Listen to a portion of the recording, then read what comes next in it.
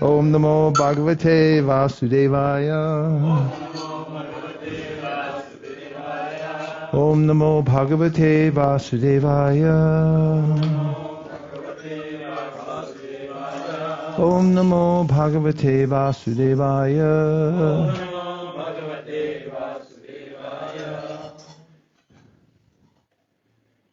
Here we are at Govardhan Hill, taking our time, going through the Srimad Bhagavatam, and we're reading the 4th canto, fortunately. It's changing our lives here at Govardhan Hill, and anybody's listening online, I'm sure you're feeling the same thing. Quite life-changing, isn't it? Yes. Right now we're finishing the chapter called The Sacrifice Performed by Daksha, and we're on text number 44. There's a few more pages, 10 or 20 more, and we could land possibly on Dhruva Maharaj leaves for the forest. And that's important. Srila Bhaktisiddhanta Saraswati Thakur advised that one read that at least 108 times. So if we come here every year and just eat quinoa, no rice, and walk around Govardhan, just kidding. Maybe we'll make it. Okay, starting up at 44. The Vidyadharas said, "Dear Lord, this human form of body is for attaining the highest perfectional objective. But impelled by your external energy, the living entity misidentifies himself with his body and with the material energy, and therefore, influenced by Maya, he wants to become happy by material enjoyment. He is misled and is always attracted by temporary, illusory happiness. But your transcendental activities are so powerful that if one engages in hearing and chanting of such topics, he can be delivered from illusion." Purport. The human form of life is called artadam because the body can very nicely help the embodied soul to achieve the highest perfection. Prahlad Mahārāja said that even though it is temporary, the body can give us the highest perfectional achievement. In the process of evolution from the lower to the higher grade of living, the human form of life is a great boon. But Maya is so strong that in spite of achieving this great boon of the human form of life, we are influenced by temporary material happiness and we forget our goal of life. We are attracted by things which will cease to exist. The beginning of such attraction is the temporary body. In this horrible condition of life, there is only one way of liberation: to engage in the activities of transcendental chanting and hearing of the holy name of the Supreme Lord. Hare Krishna, Krishna Krishna, Hare Hare, Hare Rama, Rama Rama, Hare Hare. The words Yushmat Katamrita Nishevaka mean those who engage in relishing the nectar of the topics of your Lordship. There are 2 narrative books which especially concern the words and activities of Krishna. Bhagavad Gita is the instruction given by Krishna, and Srimad Bhagavatam is the book containing topics exclusively about Krishna and his devotees. These 2 books are the special nectar of the words of Krishna.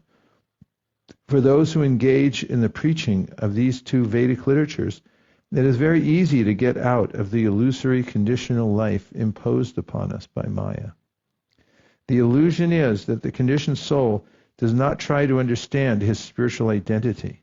He is more interested in his external body, which is only a flash and which will be finished as soon as the time is designated. The whole atmosphere will change when the living entity has to transmigrate from one body to another. Under the spell of Maya, he will again be satisfied in a different atmosphere. This spell of Maya is called Avaranatmika Shakti, because it is so strong that the living entity is satisfied in any abominable condition. Even if he is born as a worm living within the intestine or abdomen in the midst of urine and stool, he is still satisfied. Still he is satisfied. This is the covering influence of Maya. But the human form of life is a chance to understand, and if one misses this opportunity, he is most unfortunate. The way to get out of illusory Maya is to engage in the topics of Krishna. Lord Chaitanya advocated a process whereby everyone can remain in his present position without change, but simply hear from the proper authoritative sources about Krishna. Lord Chaitanya advised everyone to spread the word of Krishna. He advised, all of you become spiritual masters. Your duty is simply to talk to whomever you meet of Krishna or of the instructions given by Krishna. The International Society for Krishna Consciousness is operating for this purpose. We do not ask anyone to first change his position and then come to us. We invite everyone to come with us and simply chant Hare Krishna, Krishna Krishna, Hare Hare, Hare Rama, Rama Rama, Hare Hare. Because we know that if one simply chants and hears the topics of Krishna, one's life will change. He will see a new light, and his life will be successful.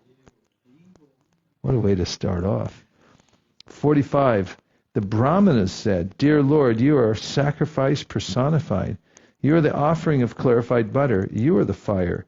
You are the chanting of the Vedic hymns by which the sacrifice is conducted. You are the fuel. You are the flame. You are the kusha grass. You are the sacrificial pots. You are the priests who perform the yajna. You are the demigods headed by Indra, and you are the sacrificial animal. Everything that is sacrificed is you or your energy. In this statement, Lord Vishnu's all-pervasiveness is partially explained. It is said in the Vishnu Purana that as a fire situated in one place, Ekadesha Dastagnir Josna Visnananimata, emanates its heat and illumination everywhere. So whatever we see within the material or spiritual worlds is also nothing but a manifestation of different energies emanating from the Supreme Personality of Godhead. The Brahmanas' statement is that Lord Vishnu is everything. The fire, the offering, the clarified butter, the utensils, the place of sacrifice, and the kusha. He is everything. It is confirmed herein that the performance of Sankirtan Yajna in this age is as good as all other yajnas in all other ages. If one performs Sankirtan Yajna by chanting Hare Krishna, Krishna Krishna, Hare Hare, Hare Rama, Rama Rama, Hare Hare, there is no need to arrange elaborate paraphernalia for the prescribed sacrificial ceremonies recommended in the Vedas.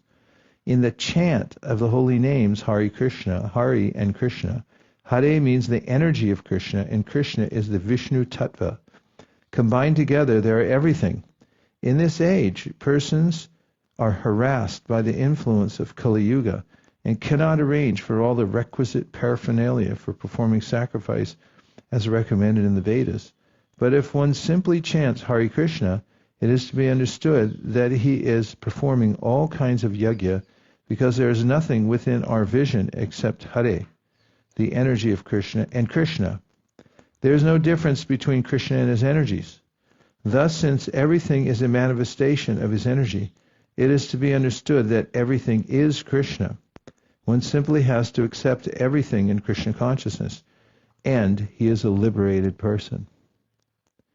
He should not misunderstand that because everything is Krishna, Krishna has no personal identity. Krishna is so full that in spite of keeping himself separate from everything by his energy, he is everything. This is confirmed in Bhagavad Gita 9th chapter. He is spread throughout the creation as everything, but still he is not everything. The philosophy recommended by Lord Chaitanya is that he is simultaneously one and different. 46. Dear Lord, O personified Vedic knowledge, in the past millennium, long, long ago, when you appeared as the great boar incarnation, you picked up the world from the water as an elephant picks up a lotus flower from a lake. When you vibrated transcendental sound in that gigantic boar form, it was accepted as a sacrificial hymn, and great sages like Sanak meditated upon it and offered prayers for your glorification. Purport. A significant word used in this verse is Trayi Gatra. Do you have Gatra there? Trayigatra. It's a little obscured here on the page. Which means that the transcendental form of the Lord is the Vedas. Anyone who engages in the worship of the deity or the form of the Lord in the temple is understood to be studying all the Vedas 24 hours a day. I better read that again. Anyone who engages in the worship of the deity or the form of the Lord in the temple is understood to be studying the Vedas 24 hours a day. Simply by decorating the deities of the Lord, Radha and Krishna, in the temple, one very minutely studies the injunctions of the Vedas. Even a neophyte devotee who simply engages in the worship of the deity is understood to be in direct touch with the purport of Vedic knowledge. As confirmed in Bhagavad Gita, Vedaishcha sarver ahameva vedya, the purport of the Vedas is to understand him, Krishna. One who worships and serves Krishna directly has understood the truths of the Vedas. 47. Dear Lord, we are awaiting your audience because we have been unable to perform the yagyas according to the Vedic rituals. We pray unto you, therefore, to be pleased with us. Simply by chanting your holy name, one can surpass all obstacles. We offer our respectful obeisances unto you in your presence. Purport. The Brahmin priests were very hopeful that their sacrifice would be carried out without obstacles now that Lord Vishnu was present. It is significant in this verse that the Brahmanas say, simply by chanting your holy name we can surpass the obstacles, but now you are personally present. The performance of yajna by Daksha was obstructed by the disciples and followers of Lord Shiva. The Brahmanas indirectly criticized the followers of Lord Shiva, but because the Brahmanas were always protected by Lord Vishnu, Shiva's followers could not do any harm to their prosecution of the sacrificial process. There is a saying that when Krishna protects someone, no one can do him harm. And when Krishna wants to kill someone, no one can protect him. The vivid example was Ravana. Ravana was a great devotee of Lord Shiva, but when Lord Ramachandra wanted to kill him, Lord Shiva could not protect him. If some demigod, even Lord Shiva or Lord Brahma, wants to do harm to a devotee, Krishna protects the devotee. But when Krishna wants to kill someone, such as Ravana or Hiranyakashipu, no demigod can protect him. Sri Maitreya said, after Lord Vishnu was glorified by all present, Daksha, his consciousness purified, arranged to begin again the yajna which had been devastated by the followers of Lord Shiva. Maitreya continued, my dear sinless Vidura, Lord Vishnu is actually the enjoyer of the results of all sacrifices. Still, because of his being the supersoul of all living entities, he was satisfied simply with his share of the sacrificial offerings. He therefore addressed Daksha in a pleasing attitude. Purport. In Bhagavad Gita, it is said, Bhoktaram Yagyatapasam, Lord Vishnu or Krishna is the supreme enjoyer of all the results of sacrifices, austerities, and penances. In whatever one may engage, the ultimate goal is Vishnu. If he does not know that, a person is misled. As the Supreme Personality of Godhead, Vishnu has nothing to demand from anyone. He is self-satisfied, self-sufficient. But he accepts the offerings of yajna because of his friendly attitude toward all living entities. When his share of the sacrificial results was offered to him, he appeared to be very pleased. It is said in Bhagavad Gita 9:26, Patram pushpam palam toyam yome bhaktya prayachchati. If any devotee offers him even a small leaf or a flower or water, if it is done with love and affection, the Lord accepts it and is pleased. Although he is self-sufficient and does not need anything from anyone, he accepts such offerings because, as Supersoul, he has such a friendly attitude toward all living entities. Another point here is that he does not encroach upon another's share. In the yajna, there is a share for the demigods, Lord Shiva and Lord Brahma, and a share for Lord Vishnu. He is satisfied with his own share and does not encroach upon others' Indirectly, he indicated that he was not satisfied with Daksha's trying to deny Lord Shiva his share.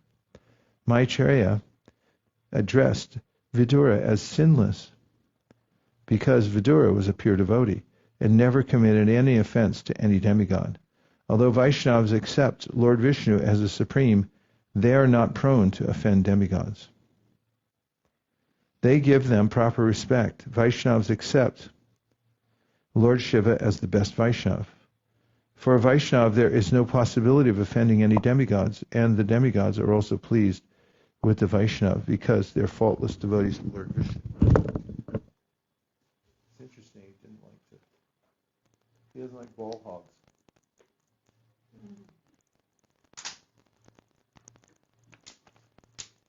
Daksha was trying to hog everything, wasn't he? He didn't want to share it. Krishna didn't like that. He's happy when we share. Bhagavan Uvacha just says Bhagavan Uvacha. Bhagavan Uvacha Aham Brahma Sarvascha Jagata Karanam Param Atmeshvara Upadrashta Swayam Drig Avisheshana. Lord Vishnu replied, Brahma, Lord Shiva, and I are the supreme cause of the material manifestation. I am the supersoul, the self-sufficient witness. But impersonally, there is no difference between Brahma, Lord Shiva, and myself. Purport. Lord Brahma was born out of the transcendental body of Lord Vishnu, and Lord Shiva was born out of the body of Brahma. Lord Vishnu is therefore the supreme cause. In the Vedas also it is stated that in the beginning there was only Vishnu, Narayan, but there was no Brahma or Shiva. Similarly, Shankaracharya confirmed this. Narayana para. Narayana or Lord Vishnu is the origin, and Brahma and Shiva are maintained after creation, manifested after creation. Lord Vishnu, I'll read it again. Similarly, Shankaracharya confirmed this. Narayana para. Narayan or Lord Vishnu is the origin, and Brahma and Shiva are manifested after creation. Lord Vishnu is also Atmeshvara, the supersoul in everyone. Under his direction, everything is promoted from within. For example, in the beginning of the Srimad Bhagavatam, it is stated, Teni Brahma Hrida. He first educated Lord Brahma from within. In Bhagavad Gita, Lord Krishna states, Aham Adir Hi Devanam. Lord Vishnu, or Krishna, is the origin of all demigods, including Lord Brahma and Lord Shiva. In another place in Bhagavad Gita, Krishna states, Aham Sarvasya Prabhava. Everything is generated from me. This includes all the demigods. Similarly, in the Vedanta Sutra, Janmad Yasya Yataha, and in the Upanishads is a statement, Yatova Imani Bhutani Jayante. Everything is generated from Lord Vishnu. Everything is maintained by him, and everything is annihilated by his energy. Therefore, by their actions and reactions, the energies which come from him create the cosmic manifestations, and they also dissolve the whole creation. Thus the Lord is the cause and also the effect.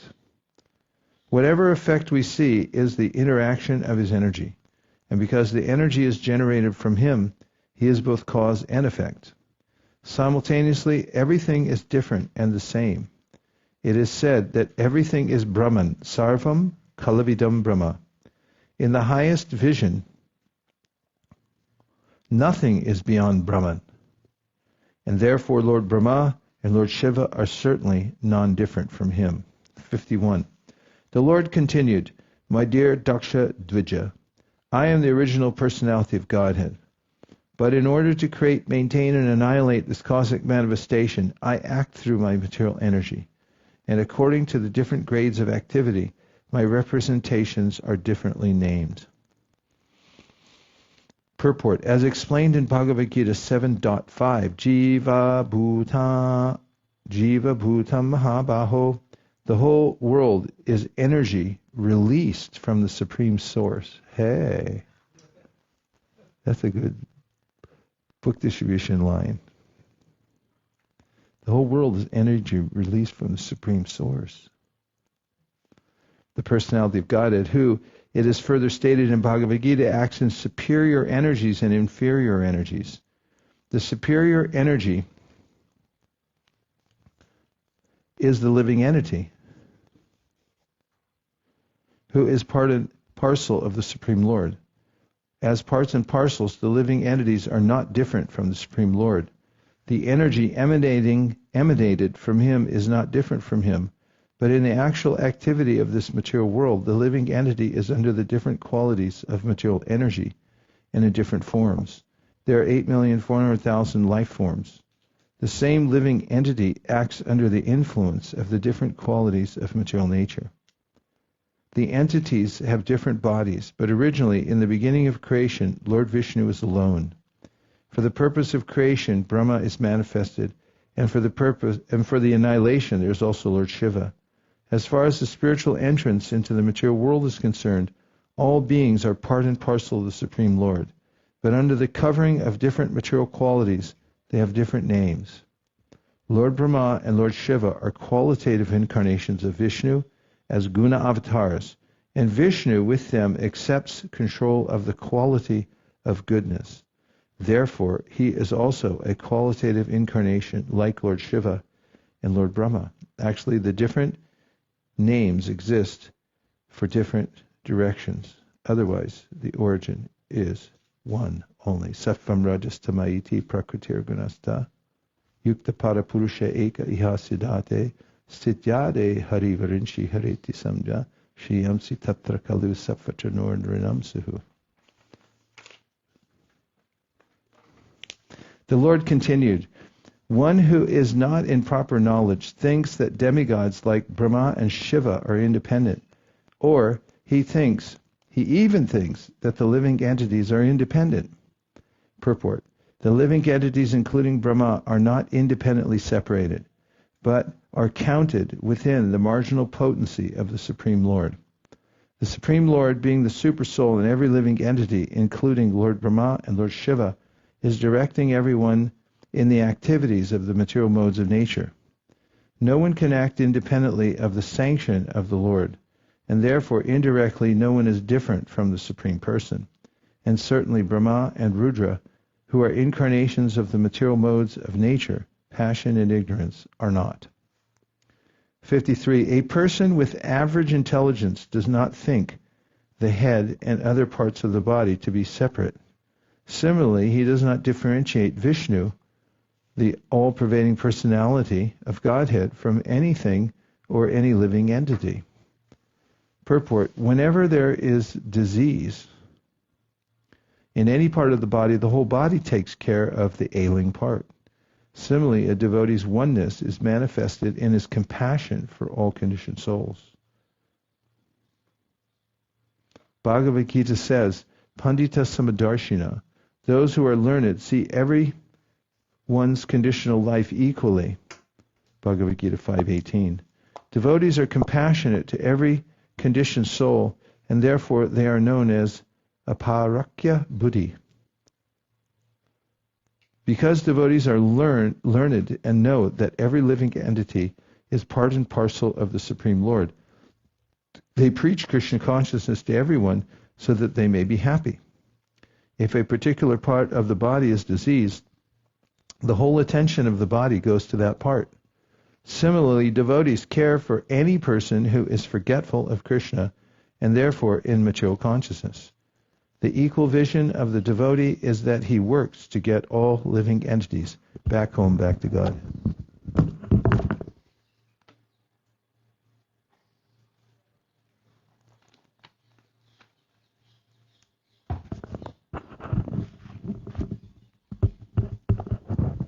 The Lord continued, one who does not consider Brahma, Vishnu, Shiva, or the living entities in general to be separate from the Supreme, and who knows Brahman, actually realizes peace. Others do not.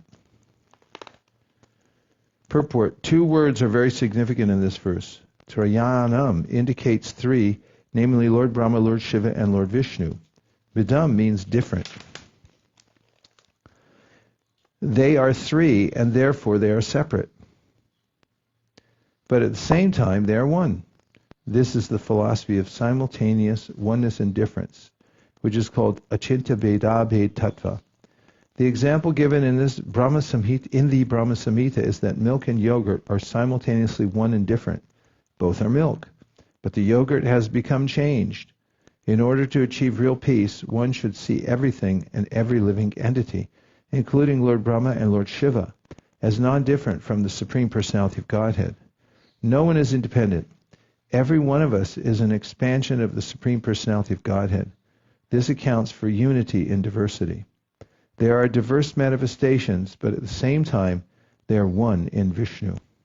Everything is an expansion of Vishnu's energy. The sage Maitreya said, thus Daksha, the head of all Prajapatis, having been nicely instructed by the Supreme Personality of Godhead, worshipped Lord Vishnu. And after worshipping him by performing the prescribed sacrificial ceremonies, he also worshipped the Lord Brahma and Lord Shiva separately. It's interesting, the nested stories, because all of a sudden he goes, wait a minute, Maitreya, yeah, right, he's talking to Vidura. Got a little absorbed there. Purport, Lord Vishnu should be offered everything, and his prasadam should be distributed to all other demigods. This practice is still followed in the temple of Jagannath at Puri. There are many temples of demigods around the main temple of Jagannath, and the prasadam, which is offered first to Jagannath, is distributed to all the demigods.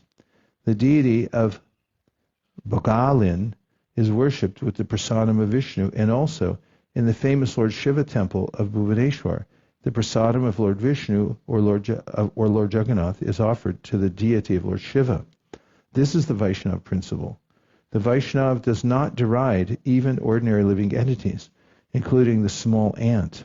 Everyone is offered proper respect according to his position. The offering, however, is in relation to the center, the Supreme Personality of Godhead, Krishna or Vishnu. The devotee who is highly elevated sees the relationship to Krishna in everything. He does not see anything as being independent of Krishna. That is his vision of oneness. With all respect, Daksha worshipped Lord Shiva with his share of the remnants of the yajna. After finishing the ritualistic sacrificial activities, he satisfied all other demigods and the other people assembled there. After finishing all these duties with the priest, he took a bath and was fully satisfied. Purport. Lord Rudra Shiva was properly worshipped with his share of the remnants of the yajna. Yajna is Vishnu, and whatever prasadam is offered to Vishnu is offered to everyone, even to Lord Shiva. Sridhar Swami also comments in this connection, Swena Bhagena. The remnants of the yajna are offered to all the demigods and others. What's that called? Swena Bhagena. Swena Bhagena Das.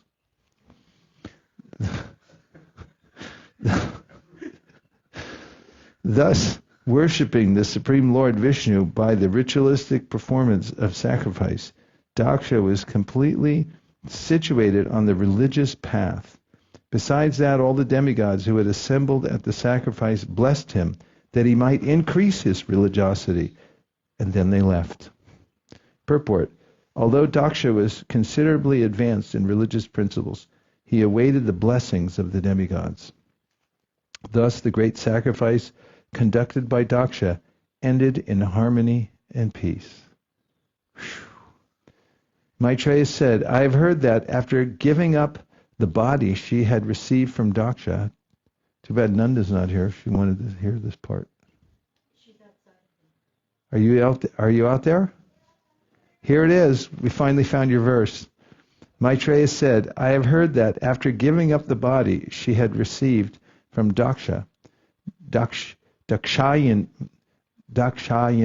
his daughter, took her birth in the kingdom of the Himalayas and was born as the daughter of Meena. I heard this from authoritative sources. Purport. Meena is also known as Menaka and is the wife of the king of the Himalayas. Ambika, goddess Durga, who was known as Dakshayani Sati, again accepted Lord Shiva as her husband, just as different energies of the Supreme Personality Godhead act during the course of a new creation. Purport: according to the verse of the Vedic mantras, Parasa Shaktir Vivadaya Vashuyate, the Supreme Personality of Godhead has different varieties of energies. Shakti is feminine, and the Lord is Purusha, masculine. It is the duty of the female to serve under the Supreme Purusha. As stated in Bhagavad Gita, all living entities are marginal energies of the Supreme Lord. It is the duty of all living entities to serve this Supreme Person. Durga is the representation in the material world of both the marginal and external energies, and Lord Shiva is the representation of the Supreme Person. The connection of Lord Shiva and Ambika, or Durga, is eternal. Sati could not accept any husband but Lord Shiva. How Lord Shiva remarried Durga as Himavati, the daughter of the Himalayas, and how Kartikeya was born is a great story in itself. 60. Maitreya said, "My dear Vidura, I heard this story of the Daksha Yajna, which was devastated by Lord Shiva from Uddhava, a great devotee and disciple of Brihaspati." The great sage Maitreya concluded, if one hears and again narrates with faith and devotion this story of the Daksha Yajna as it was conducted by the Supreme Personality of Godhead Vishnu, then certainly he is cleared of all contamination of material existence, O son of Kuru. Thus end the Bhaktivedanta purports of the 4th canto, 7th chapter of the Srimad Bhagavatam, entitled The Sacrifice Performed by Daksha. Bravo! Sadhu, sadhu.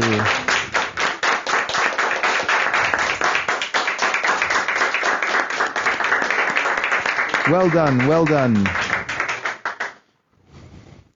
Okay, now we take some reflections or questions. Mahendra Prabhu.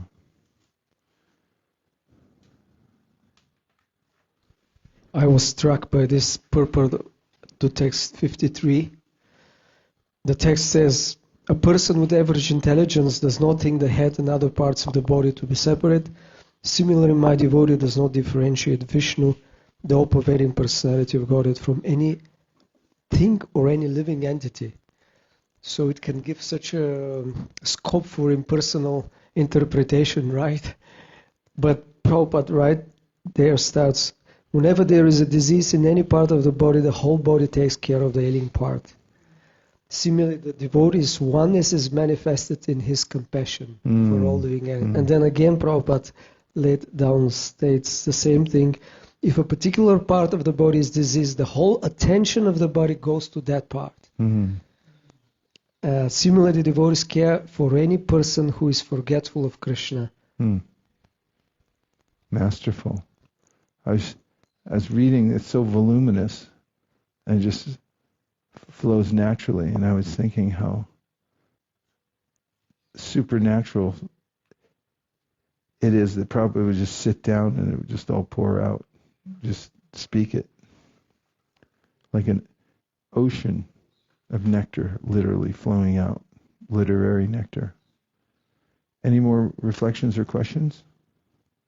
5, 4, Krishna 3. Guru Maharaj, I just have a technical question. In text 41, Prabhupada was describing the Shruti and the Smriti literatures, and I've heard it explained before, but I just still don't understand the difference between Shruti and Smriti, and I don't also understand why it's important to know the difference between the two. Okay. Well, the Shruti means the original eternal Vedas, which are co-eternal with Vishnu, and Smriti means an explanation of those original Vedas. And according to Jiva Goswami, you can read in the Tattva Sandarbha, he explains and gives scriptural evidence of why the Smriti is more important than the Shruti in this age. First of all, it's non-different because it's explaining what's there, the ultimate purpose of it, of what the Shrutis are. The importance of it, or knowing the difference, is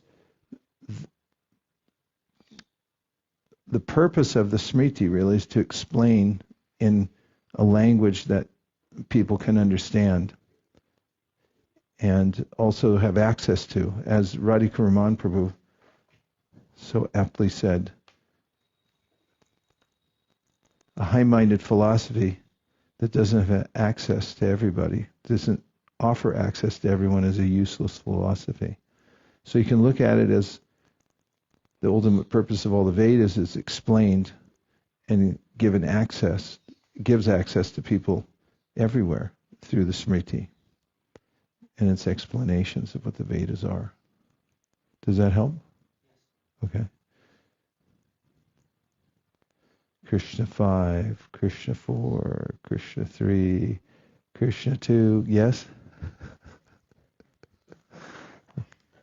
I just wanted to add to the previous conversation. I found it because I spoke with Stanu after your What about prayer? Yeah, about a prayer. Uh-huh. And I was asking him, and he's a seasoned Who were you Sankirtan asking? devotee, Stanu Prabhu from Bulgaria, and his wife. And he was saying, well, it adds to the intensity.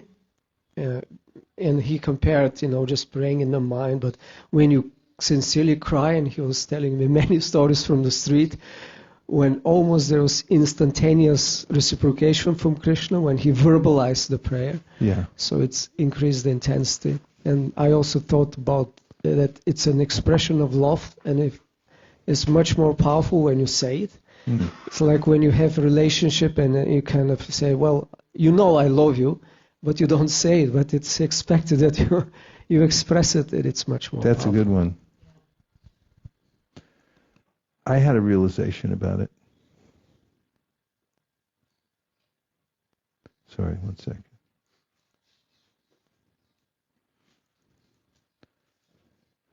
Yeah, I was just thinking about the prayer, what it is. And I thought of it as a way that...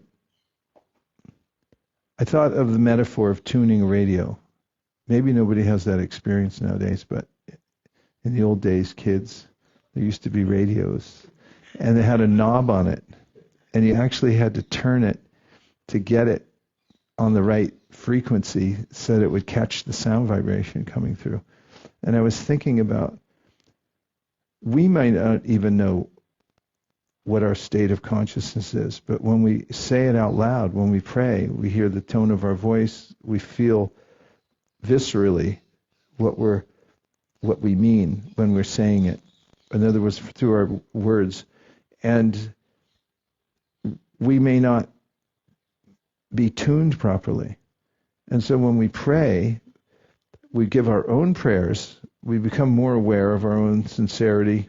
I think somebody might have said that earlier. We become aware of our own sincerity, but it's a tuning process, because the more you do it, then the more you realize, no, it's a little more like this, or a little more like that.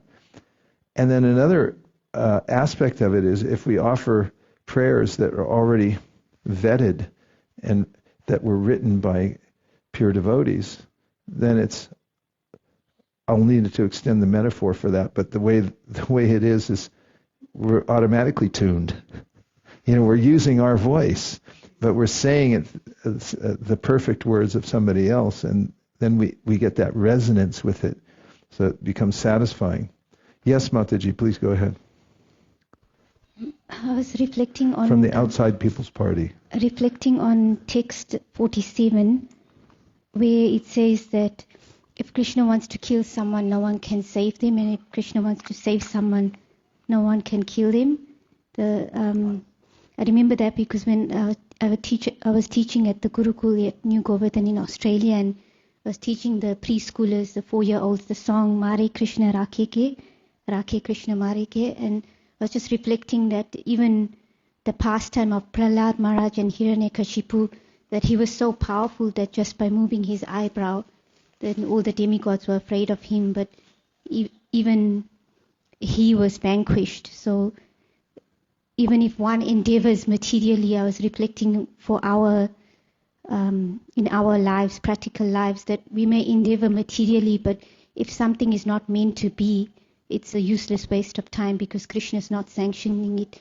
And also from this morning's reading, talking about Kadama Muni, when he wanted a wife, then Krishna arranged it. He didn't have to endeavor. So I was just relating that verse. Thank you. Yeah, that's treasure trove, that area of Kardama Muni. I extracted all those parts after the lunch break. They're really, I have them all right here sort of lined up.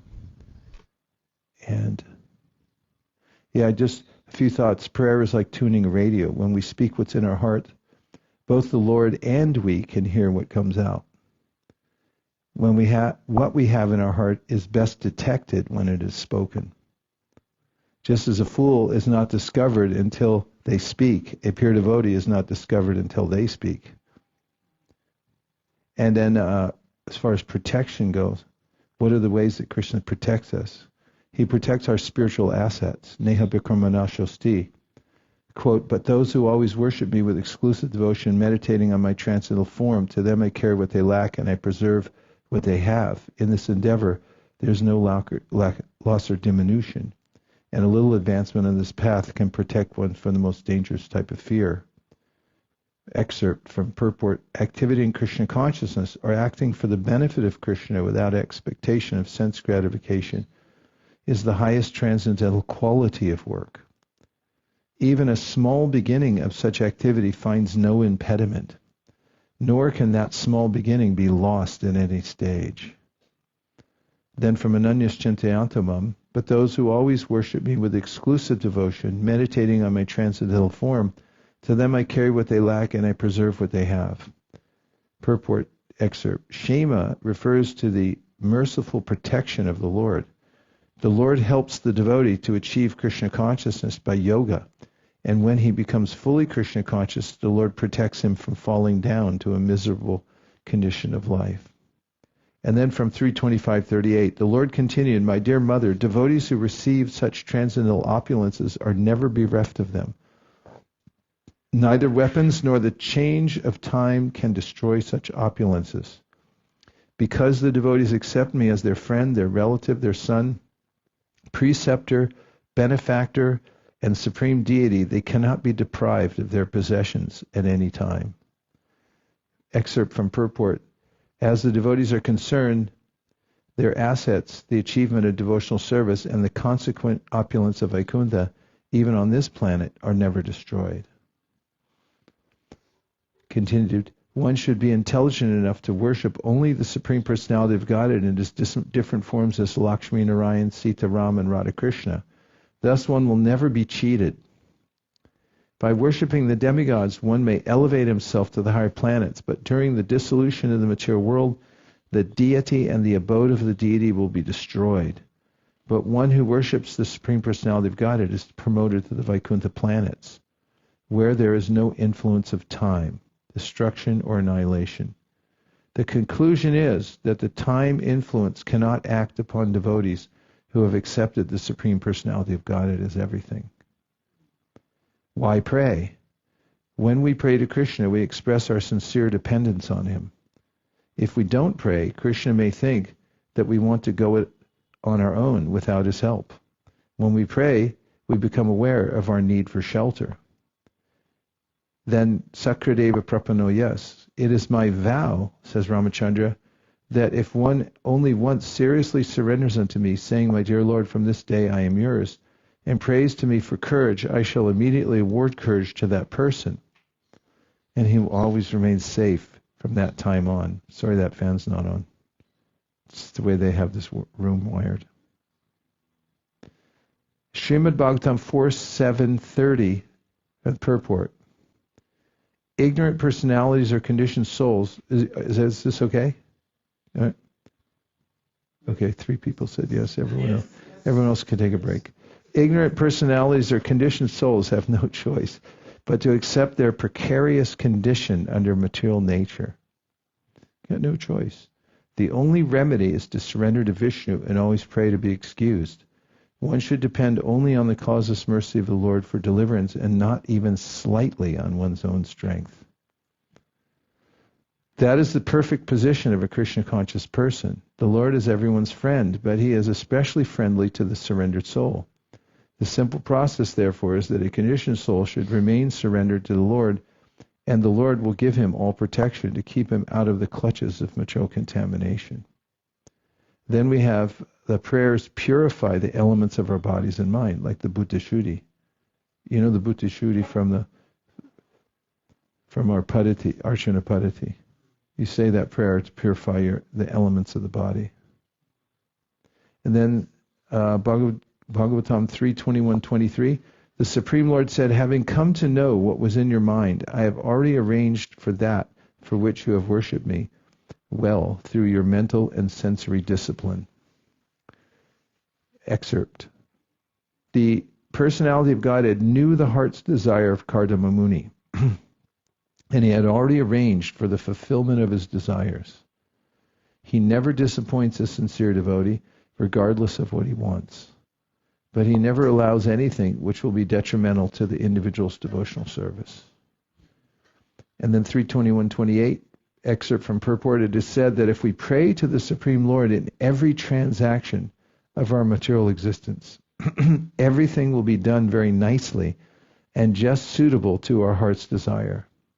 In other words, in all circumstances, we must take shelter of the Supreme Personality of Godhead and depend completely on his decision. Man proposes, God disposes. The fulfillment of desires should, therefore, be entrusted to the Supreme Personality of Godhead. That is the nicest solution. Kardama Muni desired only a wife, but because he was a devotee of the Lord selected a wife for him who was the emperor's daughter, a princess. Thus Kardama Muni got a wife beyond his expectation. If we depend on the choice of the Supreme Personality of God, we will receive benedictions in greater opulence than we desire. That's important. Praying means admitting the Lord's superiority. And just another thought about protection. We pray to the Lord for protection or to reach some goal, but we must also work for it as well. Srila Prabhupada prayed for empowerment to spread Krishna consciousness all over the world, but he also had to stay the course for a long time, as well as overcoming many obstacles. Trust the people, but tether your camel. Those are some of those thoughts we had previously. If you have any more to add to it, besides the excellent ones you just put in, which were prayer adds to intensity, and the expression, it's an expression of love, and the idea of you know I love you. So then why don't you just say it? Can't say it. Right? Okay. Any other thoughts? Yes.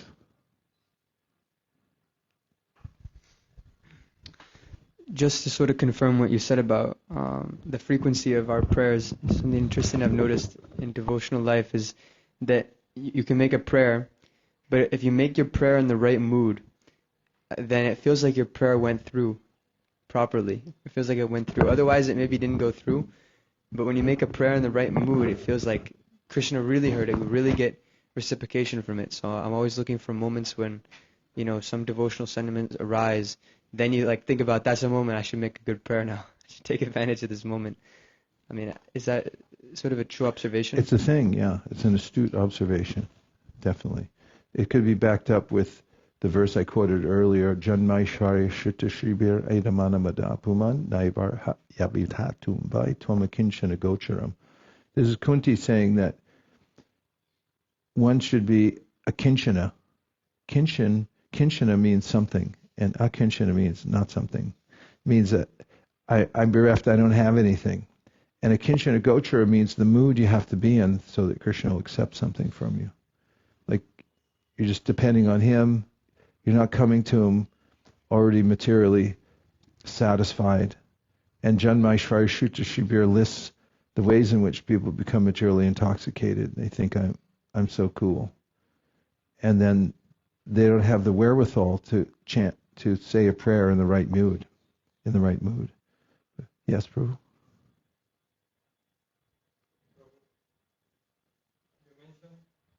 Tech support on aisle 2, please.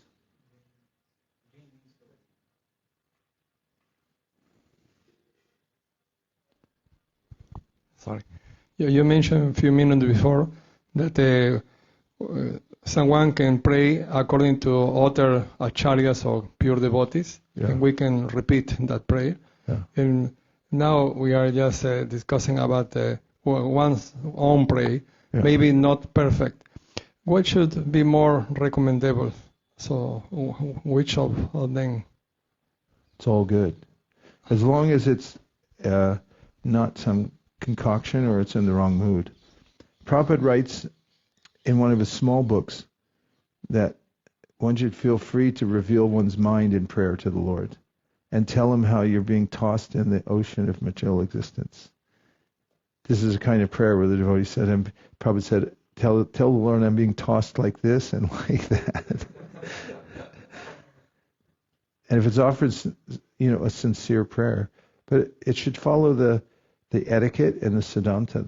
But of course, if somebody's sincere, it doesn't matter because the Lord, Tesham Satati Yuktanam, is accepting the sincerity of the prayer. So if somebody doesn't know how to pray, for instance, Gajendra didn't know exactly how to pray at first. He just knew, I'm kind of, I got a crocodile on my leg and I'm dying here.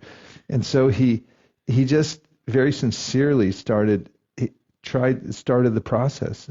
And at first it wasn't so clear. And then the more he did it, the more he got the hang of it because he had chanted the prayers in his past life, and then they started coming out naturally. So the Lord accepted the prayers because they were so heartfelt by Gajendra, and it wasn't the articulation of it. We'll come right back to you, Radha Kripa Prabhu. Yes, Prabhu, from the Outside People's Party. Hare Krishna. Hare Krishna. Just a reflection on that protection from the Lord. Oh, yes. I was just reflecting on how if someone's protected by the Lord, they may seem more favoured by the Lord.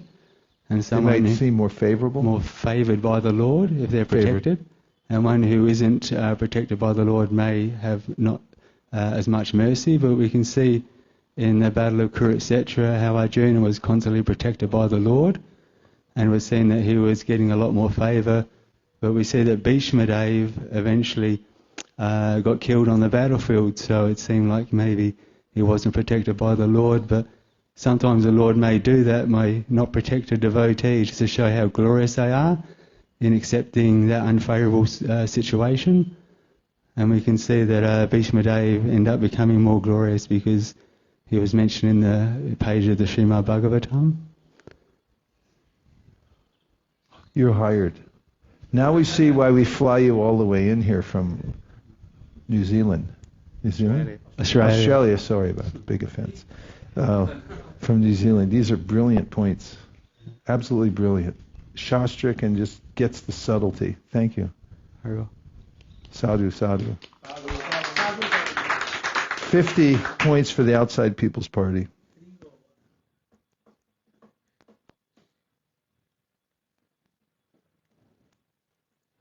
And guess what? It's time for a break. What? Oh yeah, Radha Kripa Prabhu. I'm so sorry. Mahārāja, I was also thinking that when we ask from the Lord, we use our senses, which is limited. And if we leave it up to Krishna, he is unlimited and he can award us far more beyond what we can imagine. So isn't better not to ask and demonstrate our kind of incapability about, what is good for us? So I'm just something confused. We're going to read that later. Prithu gives this prayer. If anybody's got the guts to say it. Prithu says, my Lord, I'm just like a little child. You're like my father. He said, I don't know what's good for me. You decide. You do what's best for me. That's a surrendered prayer. And Prahlad Maharaj gives a prayer where he says, if you're going to give me a benediction, I only want the benediction that there be no material desires in my heart. Just take them all. So there are higher quality prayers for sure. Because sometimes people pray for things that aren't good for them. And then the Lord has to rectify them based on that. And that was one of the main points. that Ryan brought up. Ryan? Dr. Ryan expertly brought up earlier about Kardama Muni. His mind went right to it. The idea that Kardama had, which was that, I'll leave it up to you. You decide. And Prabhupada appreciates that. He says, who could make a better choice? So more in that mood. Best prayers are the ways of asking the Lord, please allow me to serve you more. And whatever you give me, let it be helpful so I can increase my service to you. Hare Krishna. That brings us to the cow break. So we'll be back here at 5:30. 5:30. No, I'm sorry. We'll be back here at 22 minutes after the hour. 22 and a half. 22 and a half hour after the hour. Gaur Premanande Haribo. Support your local cows, please. Om Namo Bhagavate Vasudevaya.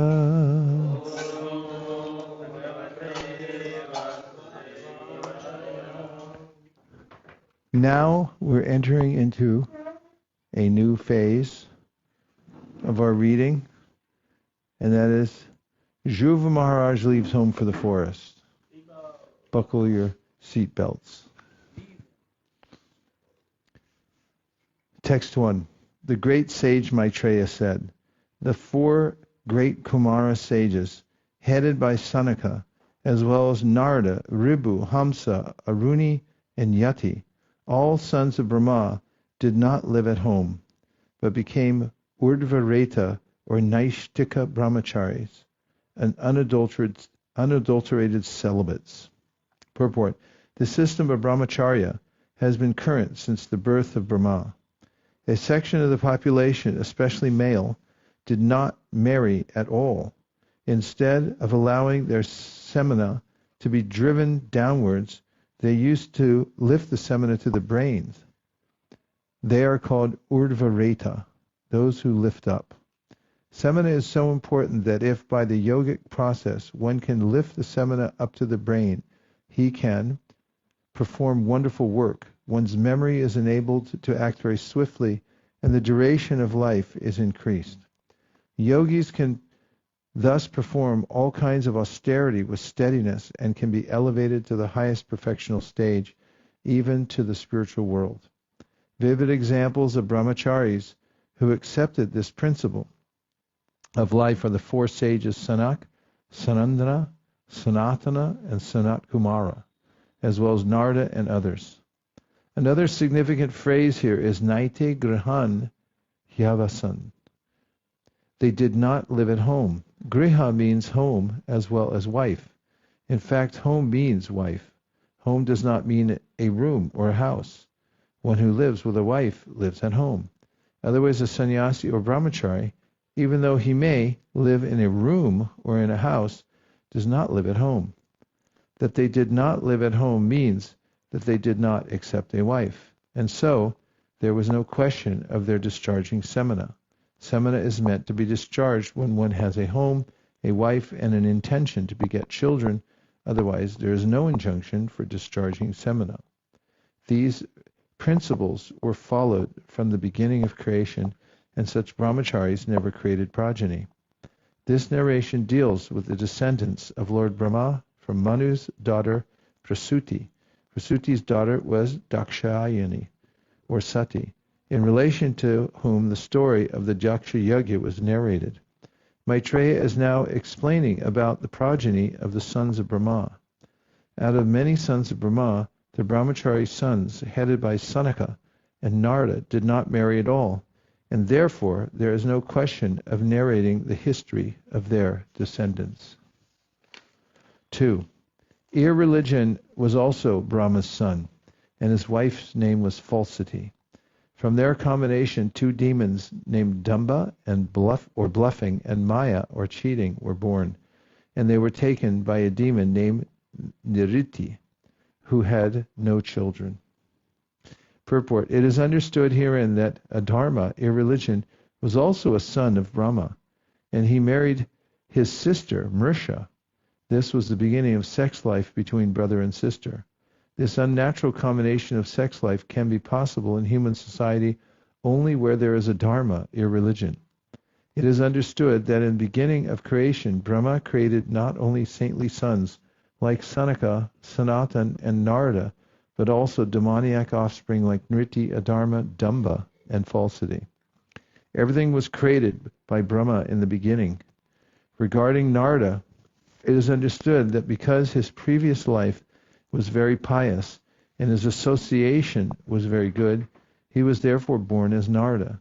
Others were also born in their own capacities, according to their backgrounds. The law of karma continues birth after birth, and when there is a new creation, the same karma comes back with the living entities. They are born in different capacities according to karma, even though their father is originally Brahma, who is the exalted qualitative incarnation of the Supreme Personality of Godhead. 3. Maitreya told Vidura, O great soul, from Dhamma and Maya were born greed and Nikriti, cunning. From their combination came children named Krodha, anger, and Hingsa, envy.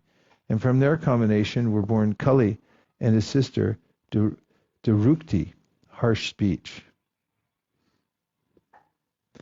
Nice household. Though greatest of all good men, by the combination of Kali and harsh speech were born children named Mrityu, death, and Piti, fear. From the combination of Mrityu and Piti came children named Yatana, excessive pain, and Niraya, hell. My dear Vidura, I have summarily explained the causes of devastation, and one who hears this description 3 times attains piety and washes the sinful contamination from the soul. Purport. The creation takes place on the basis of goodness, but devastation takes place because of your religion. That is the way of material creation and devastation. Here it is stated that the cause of devastation is a dharma or irreligion. The descendants of irreligion and falsity, born one after another, are bluffing, cheating, greed, cunning, quarrel, envy, harsh speech, death, severe pain, and hell. All these descendants are described as signs of devastation. If a person is pious and hears about these causes of devastation, he will feel hatred for all these, and that will cause his advancement in a life of piety. Piety refers to the cleansing process of the heart. As recommended by Lord Chaitanya, one has to cleanse the dust on the mirror of the mind, and then advancement on the path of liberation begins. Here also the same process is recommended. Malam means contamination. We should learn to despise all the causes of devastation, beginning from irreligion and cheating, and then we shall be able to make advancement in a life of piety. The possibility of our attaining Krishna consciousness will be easier, and we shall not be subjected to repeated devastation. The present life is repeated birth and death. The present life is repeated birth and death. But if we seek the path of liberation, we may be saved from repeated suffering. 6. Maitreya continued, O best of the Kuru dynasty, I shall now describe before you the descendants of Swayambhuva Manu, who was born of the part of the plenary expansion of the Supreme Personality of Godhead. Purport. Lord Brahma is a powerful expansion of the Supreme Personality of Godhead. Although Brahma is Jiva Tattva, he is empowered by the Lord, and therefore he is considered a plenary expansion of the Supreme Godhead. Sometimes it happens that when there is no suitable living being to be empowered to act as Brahma, the Supreme Lord himself appears as Brahma. Brahma is the plenary expansion of the Supreme Personality of Godhead, and Swayambhuva Manu was the direct son of Brahma. The great sage Maitreya was now going to explain about the descendants of this Manu. all of whom are widely celebrated for their pious activities. Before speaking of these pious descendants, Maitreya had already described the descendants of impious activities, representing anger, envy, unpalatable speech, quarrel, fearfulness, and death. Purposefully, therefore, he is next relating the history of the life of Dhruva Mahārāja, the most pious king within the universe.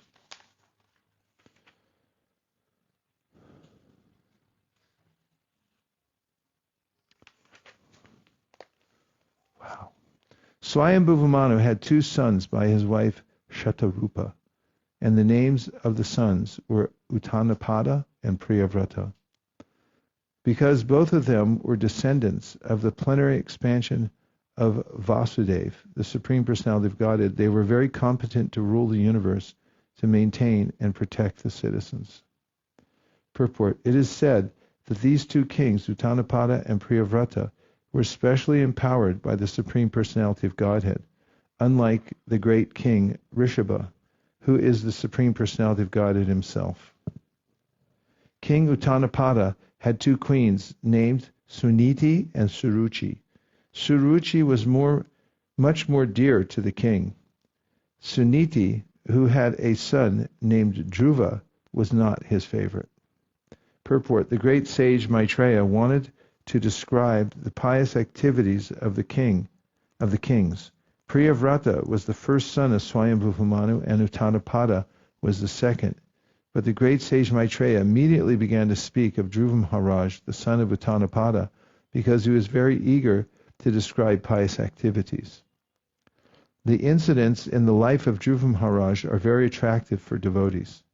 From his pious actions, one can learn how one can detach himself from material possessions, and how one can enhance one's devotional service by severe austerities and penances. By hearing the activities of pious Dhruva, one can enhance one's faith in God and can directly connect with the Supreme Personality of Godhead. And thus one can very soon be elevated to the transcendental platform of devotional service. The example of Dhruva Mahārāja's austerities can immediately generate a feeling of devotional service in the hearts of the hearers. 9.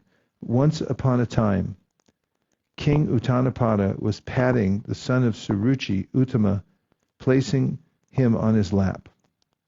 Dhruva Mahārāja was also trying to get on his lap, but the king did not very much welcome him. While the child Dhruva Mahārāja was trying to get on the lap of his father, Suruchi, his stepmother, became very envious of the child, and with great pride she began to speak so as to be heard by the king himself. Purport: the king was, of course, equally affectionate toward both his sons, Uttama and Dhruva, so he had a natural inclination to take Dhruva as well as Uttama on his lap. But because of his favoritism towards his queen Suruchi, he could not welcome Dhruva Mahārāja despite his feelings. King Uttanapada's feeling was understood by Suruchi, and therefore with great pride she began to speak about the king's affection for her. This is the nature of a woman. If a woman understands that her husband regards her as a favorite and is especially affectionate to her, she takes undue advantage. These symptoms are even visible in such an elevated society as the family of Swayambhuva Manu. Therefore, it is concluded that the feminine nature of women is present everywhere. 11. Queen Suruchi told Dhruva Mahārāja, "My dear child, you do not deserve to sit on the throne or on the lap of the king. Surely you are also the son of the king. But because you did not take your birth in my womb, you are not qualified to sit on your father's lap." Purport: Queen Suruchi very proudly informed Dhruva Mahārāja that to be the king's son was not the qualification for sitting on the lap or on the throne of the king. Rather, this privilege was dependent on one's taking birth in the womb of Queen Suruchi. In other words, she indirectly informed Dhruva Mahārāja, although he had happened to be born of the king, he was nevertheless considered to be an illegitimate son because of his birth in the womb of the other queen. My dear child, you are unaware that you were not born of my womb, but were born of another woman. Therefore, you should know that your attempt is doomed to failure. You are trying to fulfill a desire which is impossible to be fulfilled. Purport: the small child Dhruva Mahārāja was naturally affectionate toward his father, and he did not know that there was a distinction between his two mothers. This distinction was pointed out by Queen Suruchi, who informed him that since he was a child, he did not understand the distinction between the two queens. This is another statement of Queen Suruchi's pride. 13. If you at all desire to rise to the throne of the king, then you have to undergo severe austerities. First of all, you must satisfy the Supreme Personality of Godhead Narayan, and then, when you are favored by him because of such worship, you shall have to take your next birth, in my womb. Purport: Suruchi was so envious of Dhruva Mahārāja that she indirectly asked him to change his body. According to her, first of all he had to die, then take his next body in her womb, and only then would it be possible for Dhruva Mahārāja to ascend the throne of his father. The sage Maitreya continued, my dear Vidura, as a snake when struck by a stick breathes heavily, very heavily, so Dhruva Mahārāja also, being struck by the strong words of his stepmother, began to breathe very heavily because of great anger. When he saw that his father was silent and did not protest, he immediately left the palace and went to his mother. When Dhruva Mahārāja reached his mother, his lips were trembling in anger, and he was crying very grievously. Queen Suniti immediately lifted her son onto her lap, while the palace residents, who had heard all of the harsh words of Suruchi, related everything in detail. Thus Suniti also became greatly aggrieved. This incident was unbearable to Suniti's patience. She began to burn as if in a forest fire, and in her grief she became just like a burnt leaf, and so lamented. As she remembered the words of her co-wife, her bright lotus-like face became filled with tears, and thus she spoke. Purport: when a man is aggrieved, he feels exactly like a burnt leaf in a forest fire. Suniti's position was like that, and although her face was as beautiful as a lotus flower, it became dried up because of the burning fire caused by the harsh words of her co-wife. She also was breathing very heavily, and she did not know the factual remedy for the painful situation. Not finding any remedy, she said to her son, my dear son, don't wish for anything inauspicious for others. What a nice mother. Anyone who inflicts pains upon others suffers himself from that pain. God, what a great verse. Sorry. 18. Suniti said, my dear boy, whatever has been spoken by Suruchi is so, because the king, your father, does not consider me his wife or even his maidservant. He feels ashamed to accept me, so it is a fact that you have taken birth in the womb of an unfortunate woman, and by being fed from her breast, you have grown up. My dear boy, whatever has been spoken by Suruchi, your stepmother, although very harsh to hear, is factual. Therefore, if you desire at all to sit on the same throne as your step-brother Uttama, then give up your envious attitude and immediately try to execute the instructions of your stepmother. Without further delay, you must engage yourself in worshipping the lotus feet of the Supreme Personality of Godhead. The harsh words used by Suruchi to her stepson were true, because unless one is favored by the Supreme Personality of Godhead, one cannot achieve any success in life. Man proposes, God disposes. Suniti, the mother of Dhruva Mahārāja, agreed with her co-wife's advice that Dhruva engage himself in the worship of the Supreme Personality of Godhead. Indirectly, the words of Suruchi were a benediction for Dhruva Mahārāja, for because of the influence of the words of his stepmother, he became a great devotee.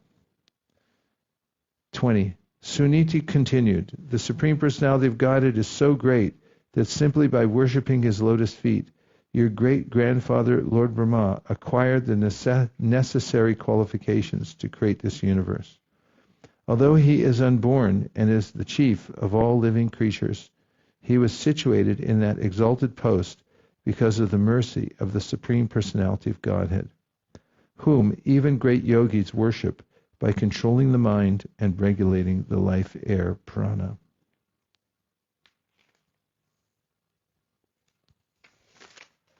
Suniti cited, purport, the example of Lord Brahma, Suniti cited the example of Lord Brahma, who was Dhruva Mahārāja's great-grandfather. Although Lord Brahma is also a living being, by his penance and austerity he acquired the exalted position of creator of this universe by the mercy of the Supreme Lord. To become successful in any attempt, one not only has to undergo severe penances and austerities, but also must be dependent on the mercy of the Supreme Personality of Godhead. This indication had been given to Dhruva Mahārāja by his stepmother and was now confirmed by his own mother, Suniti.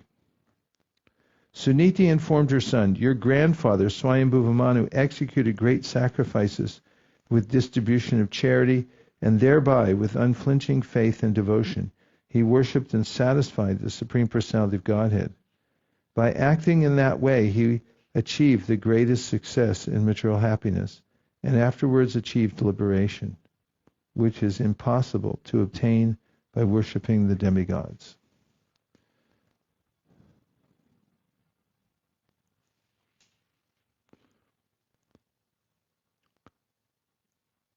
The success of one's life is measured by one's material happiness in this life and liberation in the next. Such success can be achieved only by the grace of the Supreme Personality of Godhead. The words eka matya mean concentrating one's mind on the Lord without deviation. This process of undeviating worship of the Supreme Lord is also expressed in Bhagavad Gita as ananya bhak, that which is impossible to obtain from any other source. Wow, ananya bhak, that which is impossible to obtain from any other source, is also mentioned here. Other source refers to worship of the demigods. It is especially stressed here that the opulence of Manu was due to his undeviating faithfulness in the transcendental service of the Lord. One who diverts his mind to worship many demigods to obtain material happiness is considered to be bereft of intelligence. If anyone wants even material happiness, he can worship the Supreme Lord without deviation. And persons who are desirous of liberation can also worship the Supreme Lord and achieve their goals.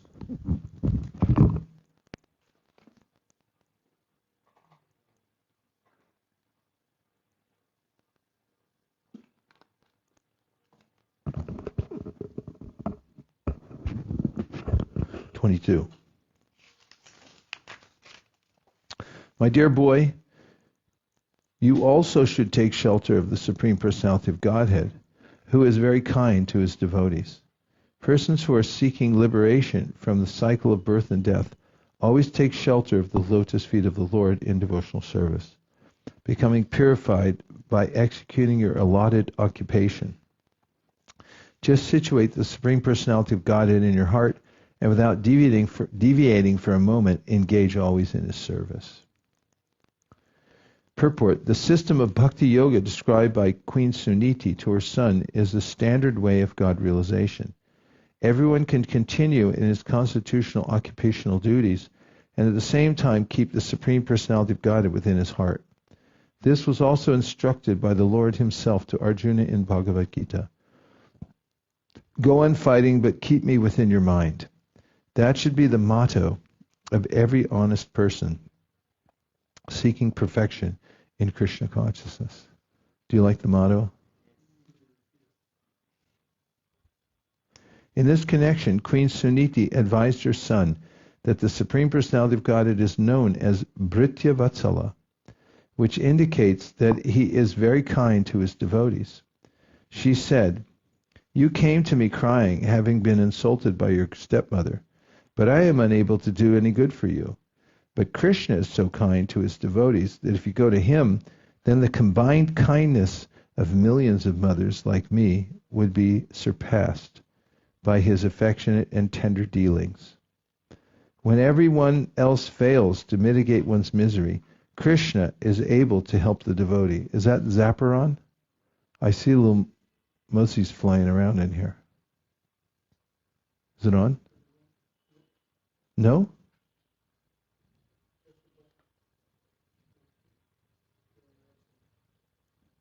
That's why they're feeling free.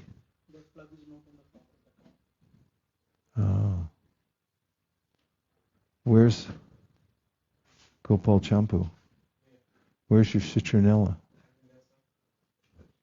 You know a guy? Somewhere. Well, it's okay. I just saw one mosquito. I don't want to interrupt. Queen Suniti also stressed that the process of approaching the Supreme Personality of Godhead is not easy. Queen Suniti also stressed that the process of approaching the Supreme Personality of Godhead is not easy, but is sought after by great sages who are very advanced in spiritual realization. Queen Suniti also indicated by her instruction that Dhruva Mahārāja was only a small child, 5 years old, and it was not possible for him to purify himself by the way of karmakanda. But by the process of bhakti yoga, even a child less than 5 years old, or anyone of any age, can be purified. That is the special significance of bhakti yoga. Therefore, she advised him not to accept worship of the demigods or any other process, but simply to take to the Supreme Personality of Godhead, and the result would be all perfection. As soon as one places the Supreme Personality of Godhead within one's heart, everything becomes easy and successful.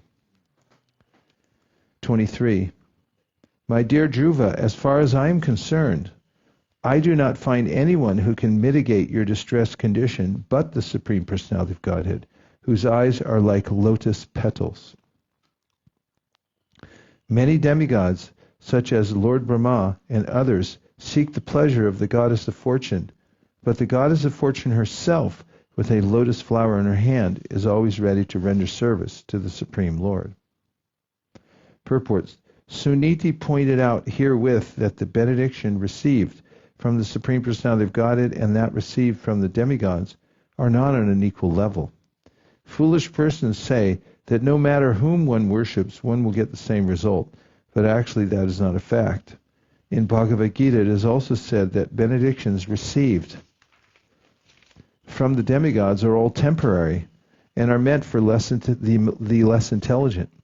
In other words, because the demigods are all materialistically conditioned souls, although they are situated in very exalted positions, their benedictions cannot be permanent.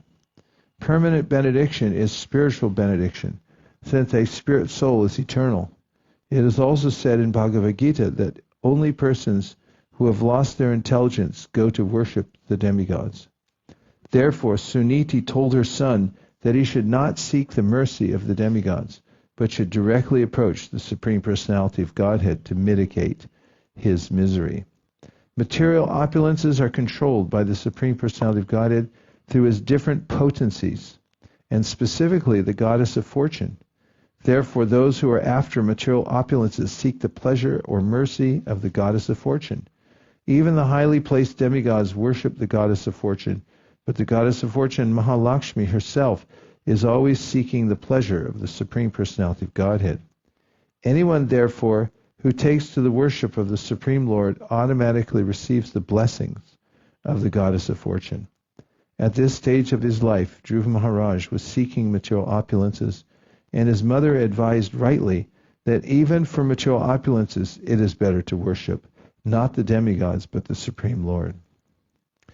And although a pure devotee does not seek benedictions from the Supreme Lord for material advancement, still it is stated in Bhagavad Gita that pious persons go to the Lord even for material benedictions. A person who goes to the Supreme Personality of God for material gain is gradually purified in association with the Supreme Lord. Thus he becomes free from all material desires and is elevated to the platform of spiritual life. Unless one is raised to the spiritual platform, it is not possible for him to completely transcend all material contamination. Suniti, the mother of Dhruva, was a far-seeing woman, and therefore she advised her son to worship the Supreme Lord and no one else. The Lord is described herein as lotus-eyed, Padma Palasha Lochanat. When a person is fatigued, if he sees a lotus flower, all his fatigue can be immediately reduced to nil. Similarly, when an aggrieved person sees the lotus face of the Supreme Personality of Godhead, immediately all his grief is reduced. A lotus flower is also an insignia in the hands of Lord Vishnu, as well as in the hand of the goddess of fortune. Oh. The worshippers of the goddess of fortune and Lord Vishnu together certainly are very opulent in all respects, even in material life.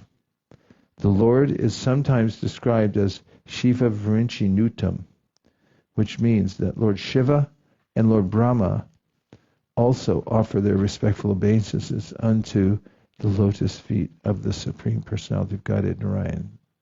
Te yam sada paribhava gnama bhishtatoham tirtasparam Shiva Vrinchi Nutam Sharanyan. 24. The great sage Maitreya continued, the instruction of Dhruva Mahārāja's mother, Suniti, was actually meant for fulfilling his desired objective. Therefore, after deliberate consideration and with intelligence and fixed determination, he left his father's house. Purport.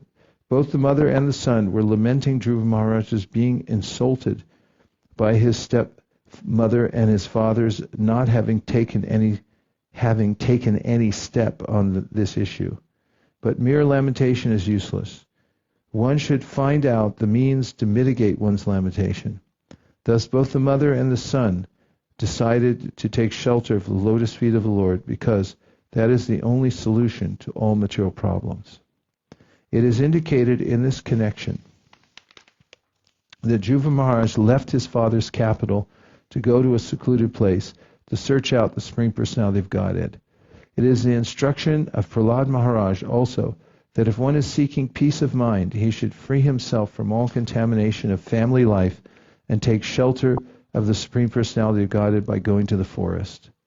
To the Gaudiya Vaishnav, this forest is the forest of Vrinda or Vrindavan. If one takes shelter of Vrindavan under Vrindavaneshwari, Srimati Radharani, certainly all the problems of his life are solved very easily. The great sage Narada overheard this news, and understanding all the activities of Dhruva Maharaj, he was struck with wonder. He approached Dhruva, and touching his head with his all-virtuous hand, he spoke as follows. When Dhruva Maharaj was talking with his mother, Suniti, of all the incidences that had taken place in the palace, Narada was not present. Thus the question may be raised, how Narada overheard all these topics? The answer is that Narada is Trikalagya. He is so powerful that he can understand the past, present, and future, past, future, and present of everyone's heart, just like the Supersoul, the Supreme Personality of Godhead. Therefore, after understanding the strong determination of Dhruva Maharaj, he came to help him. It may be explained in this way. The Supreme Personality of Godhead is present in everyone's heart, and as soon as he understands that a living entity is serious about entering devotional service, he sends his representative. In this way, Narada was sent to Dhruva Maharaj. This is explained in the Chaitanya Charitamrita. Guru Krishna Prasadi Pai Bhukti Lata Bij. By the grace of the spiritual master and Krishna, one can enter into devotional service. Because of Dhruva Maharaj's determination, Krishna, the Supersoul, immediately sent his representative, Narada, to initiate him.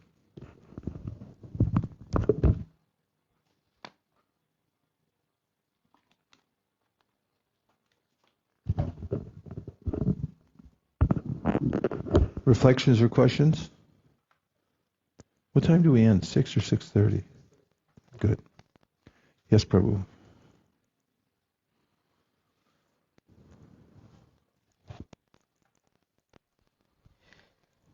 That Srila Prabhupada said lamentation without finding the solution is useless, and the best solution is to surrender. And then he went on to say that when one surrenders to Srimati Radharani, that all problems are solved. What a wonderful presentation of finding the solution to all problems and all lamentations. So why do people do that? Lament without a solution. It's a product of the mode of ignorance, right? Davina? I have a question. In regards to the process of initiation, we see that Narada Muni, he shows up whenever somebody's ready. And oftentimes it's the only time when he meets his disciples, and then he takes off. So that's kind of a special category, because usually it says that the disciple should test the guru for a year, the guru should test the disciple for a year, and then there's a certain type of relationship, certain types of expectations from both sides. But in the case of Narada Muni, most of his disciples, if I'm not mistaken, he sees them once, and he gives them the instructions, and as it's stated here, initiation, and then that's it, they're on their own. Is it because they're already so well trained in the culture, or because he's a universal traveler, so he's not going back to the same places too often? It's based on the desire of Dhruva Maharaj. If you want a guru like Narada, you better have a desire like Dhruva. Prabhupada gave initiation first, second, and third to Gaur Govinda Maharaj and Bhakti True Swami and others, because he saw that they were spiritually advanced already. They had really high potential. And so there's a discrimination there. And Lord Chaitanya, he initiated the Pathan Muslims. He saw something in them, and also situational, that he might not see them again for a while. And so it's the general case that one should be careful, because, as it says in the Harinam Chintamani, it's an offense to initiate somebody whimsically. If they don't have faith in the holy name, then you initiate them anyway just for the sake of racking up the score. Then there's a way that it's an offense, and it will cause problems for everybody in society. So in the Hari Bhakti Vilas, Sanatana Goswami wrote, between 1 and 3 years there should be a relationship developed, and it's mostly an examination. Is this a bona fide guru? Who's somebody who's removing my doubts? And then if that's the case, then the person becomes attached. They start thinking this is something important, a relationship. Thank you. Ratric initiation, this is Bhagavat Marg, because it's just shiksha. Yeah. They're not doing any rituals, any formal type of ceremony. Yeah. In the Hari Bhakti Vilas, there's a description of all the prohibitions in giving and accepting initiation. The first Vilas is all about initiation, and there's about 5 pages of astrological times you should definitely not take initiation. There's places you should definitely not take initiation. And after the list of about 60 different prohibited places and times, the last verse says, but if a qualified guru is there and offers you initiation, even if you're in the middle, it says, even if you're in the middle of a rice field, you should accept it. So the idea, the juxtaposition of these ideas of regulation, they're superseded by the feeling of it all. So if Prabhupada gave initiation first, second, and third to go Govardhan Maharaj, he felt something. And it's not mechanical, ultimately. It comes by feeling and what the circumstances are. It's interesting to me, Prabhupada says in his purport, because of Dhruva Mahārāja's determination, Krishna, the Supersoul, immediately sent his representative Narada to initiate him. But he wasn't looking for self-realization. He was angry. He was turning to Krishna for something material. And yet Krishna saw something there that he sent a bona fide representative. Yes. Just an observation, right? He does the first part of the paragraph says that he was Trikaligya, which means this thing's going to turn out pretty well. You could understand Dhruva was a great soul. Diamond in the rough. A little kid, 5 years old. I mean, it's pretty unusual. He's a prince. He's 5. He leaves the palace. He's going to the forest.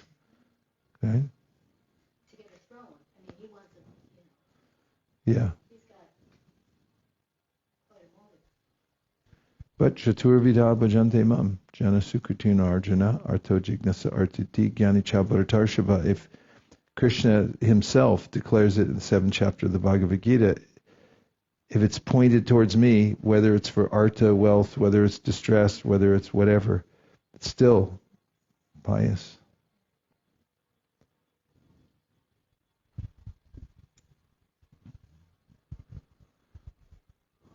It was said, one who hears these descriptions, which are like the causes of devastation, the family, I think the family tree of the irreligion, it will destroy, it washes the sinful contamination from his soul. I don't understand why.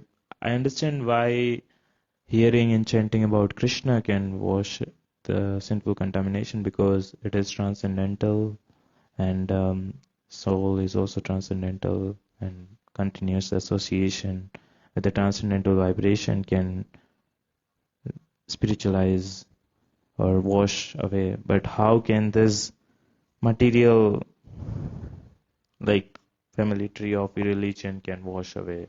Because sin is due to ignorance. And once you have an idea of what's causing your suffering in the material world and how you're implicated, then you can give it up.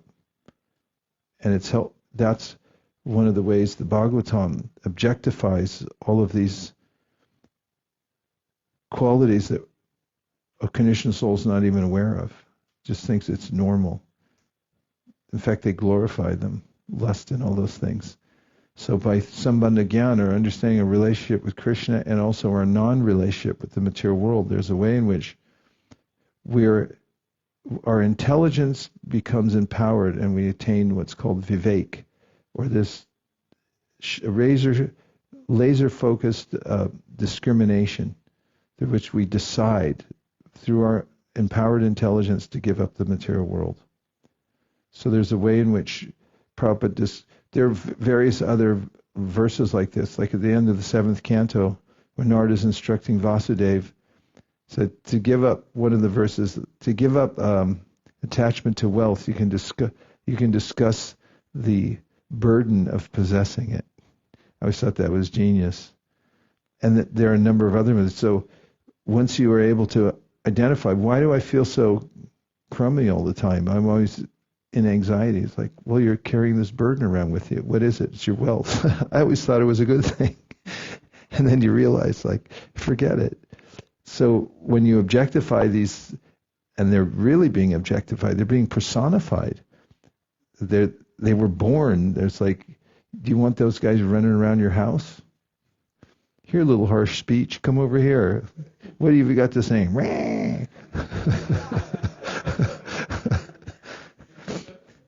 And then you just like, yeah, that's it. No mas. From the outside people's party. I was just thinking about when you were when there was a question raised about the spiritual master and Narad Muni.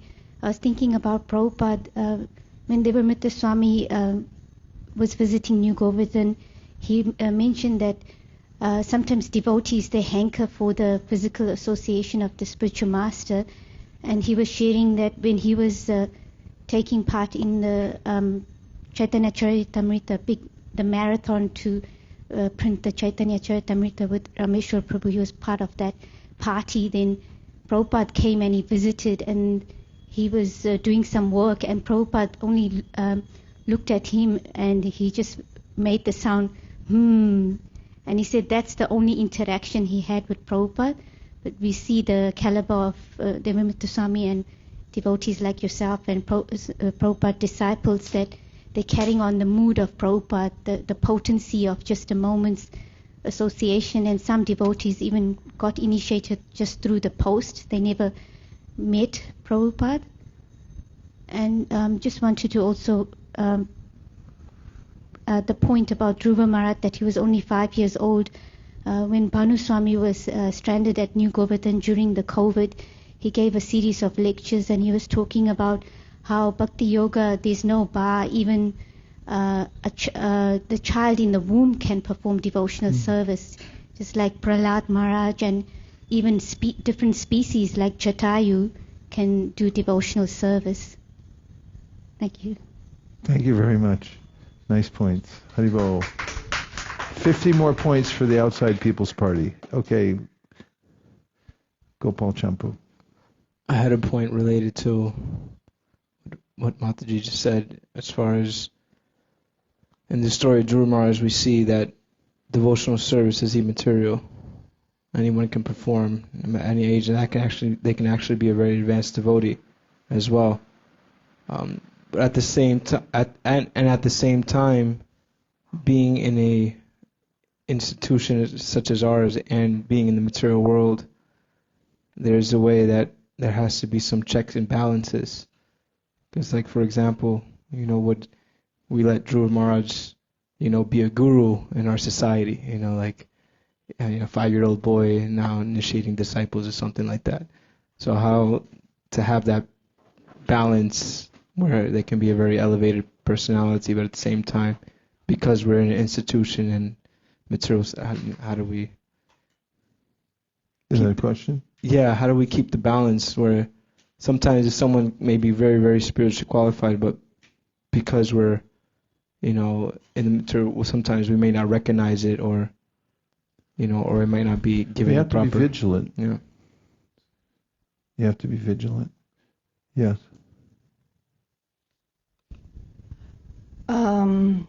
Envy. When Suruchi was speaking to the child Dhruva, there's described that she had envy. Can we discuss a little bit about that definition of envy? Because the traditional understanding of envy is somebody has something that I want, and therefore I'm envious of it. But there's obviously a broader understanding of what envy, because Suruchi isn't envious of, in the definition that I just said, she's not envious of him in that way. Mm-hmm. Yeah, I've written something about that, so I can just look it up really quick.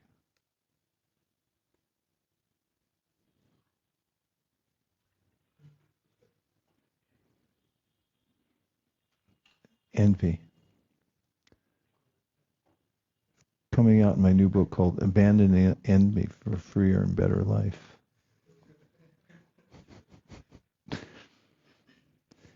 Abandon envy. Noun. Envy is a noun, a feeling of discontented or resentful longing aroused by someone else's possessions, qualities, or luck. Ouch. And then, so elements in the definition of envy. Envy. What you want is Prabhupada's definition. So he says here, Prabhupada, envy means the cow has got a right to live. He does not allow the cow to live.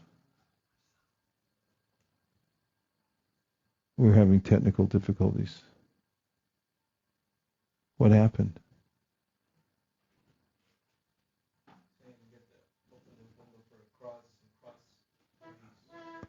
Cross ventilation.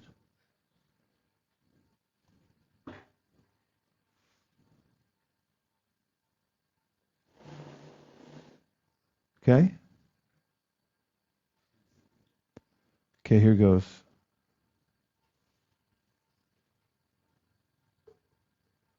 Hare Krishna, Hare Krishna.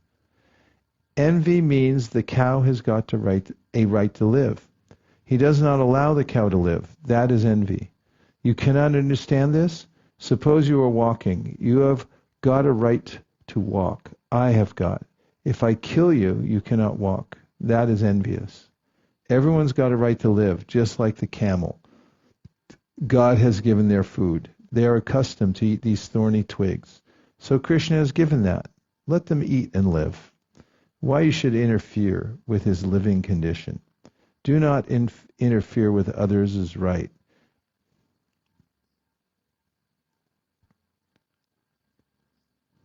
Not to interfere with others' rights.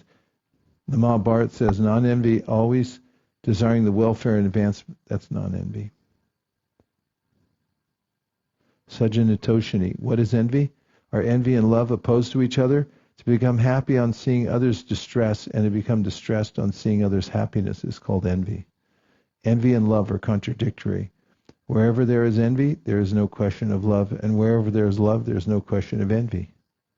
It goes on and on from there. There's a lot on envy, but I know what you're saying. There's a traditional kind of idea about it, but Prabhupada gives it in a more existential way, that other people have their food, they have their space, they have their quota, and you think like, why should you have your quota?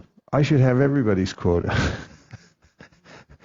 Like it bugs them that other people are walking around, so they just stamp on it or kill them or put a fence up and get rid of them. That's how Prabhupada mentions envy.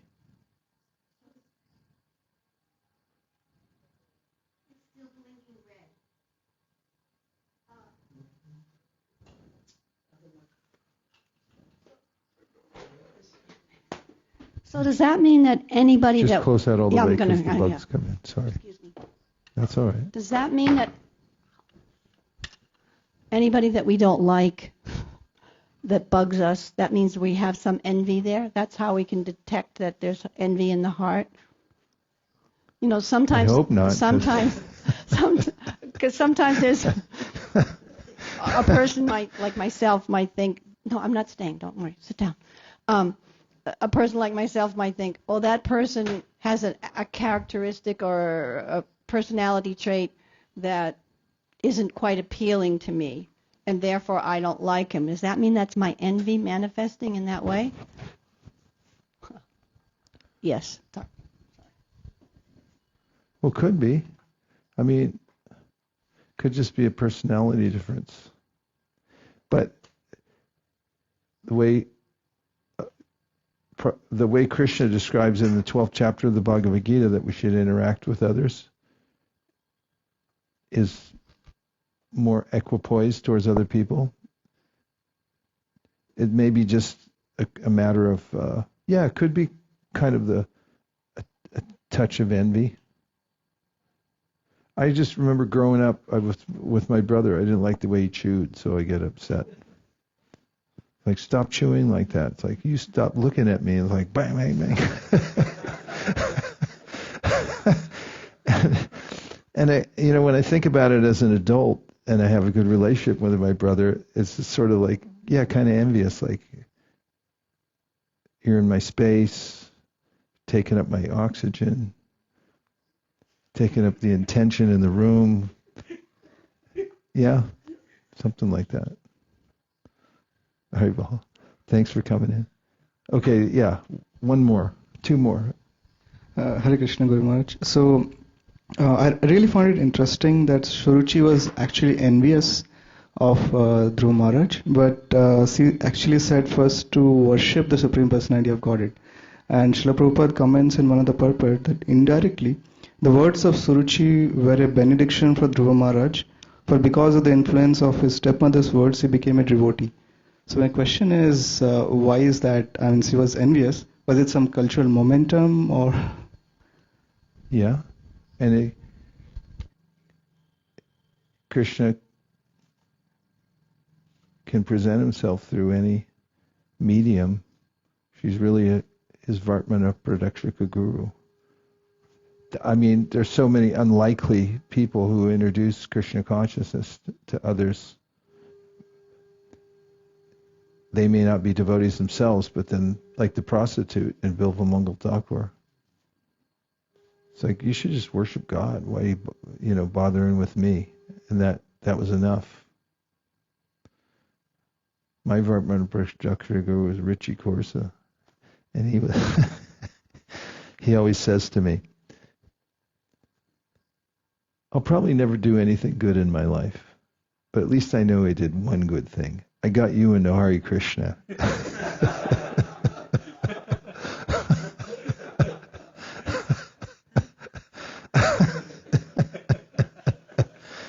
I mean, why did he bring me a magazine? He came all the way to my house to bring me a magazine. He said, here, I don't like this, but you will.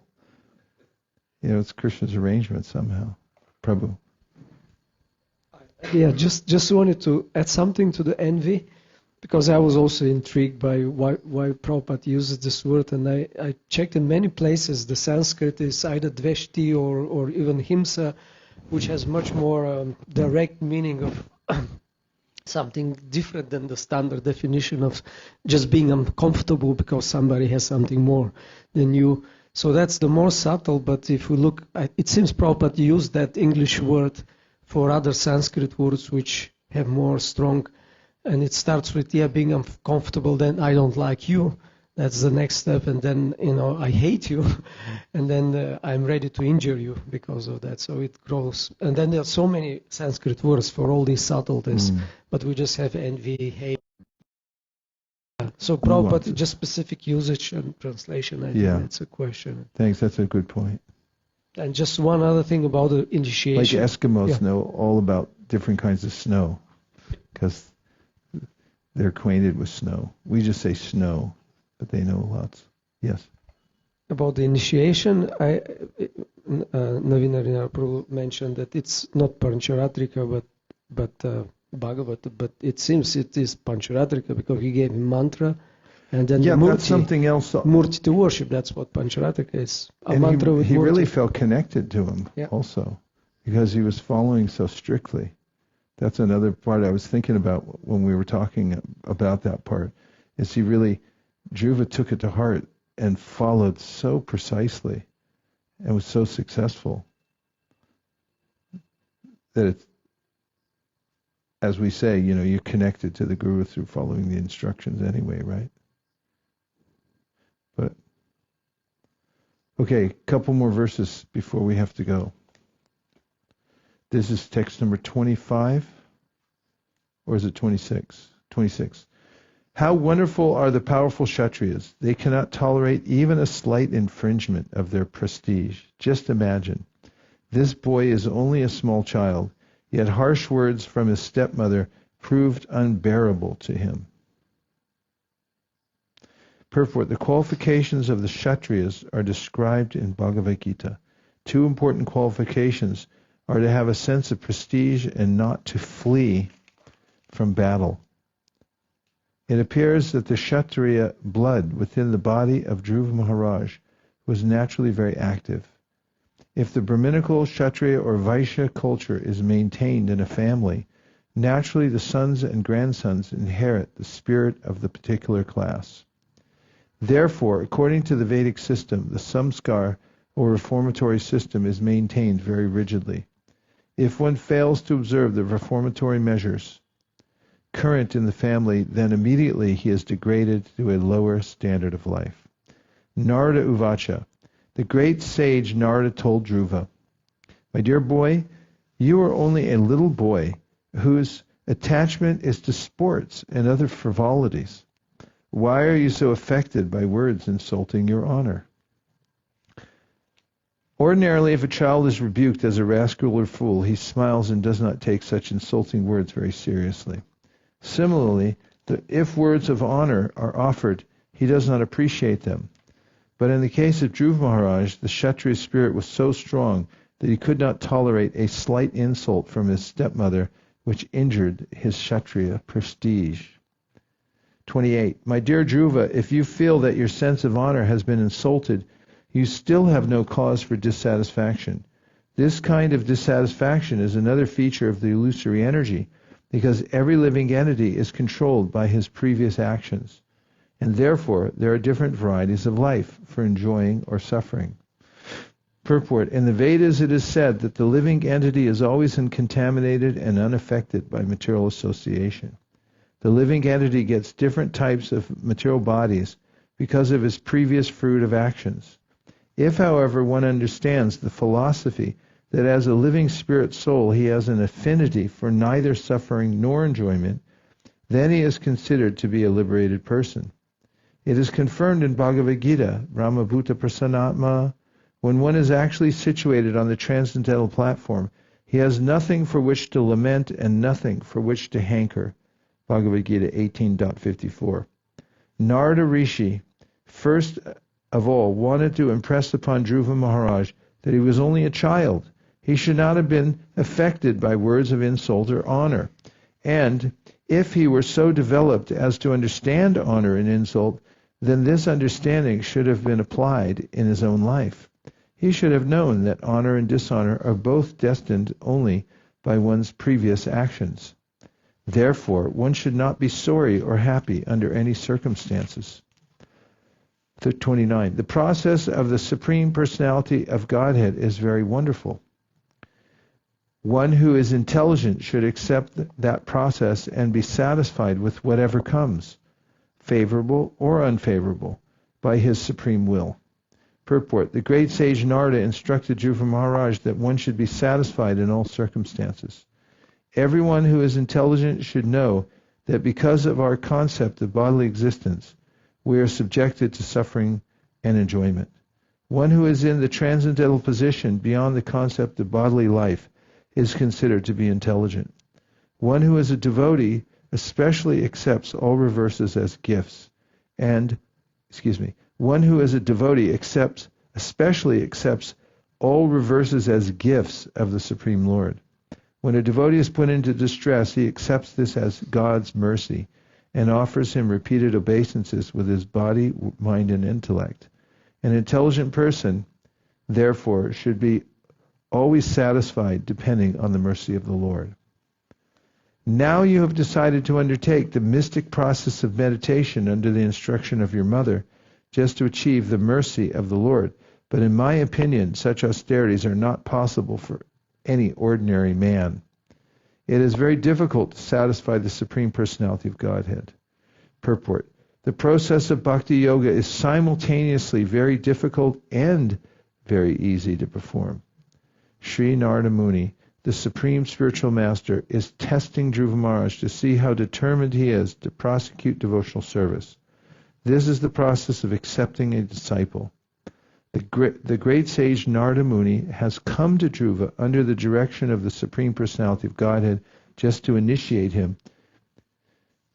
Yet he is testing his determination to execute the process.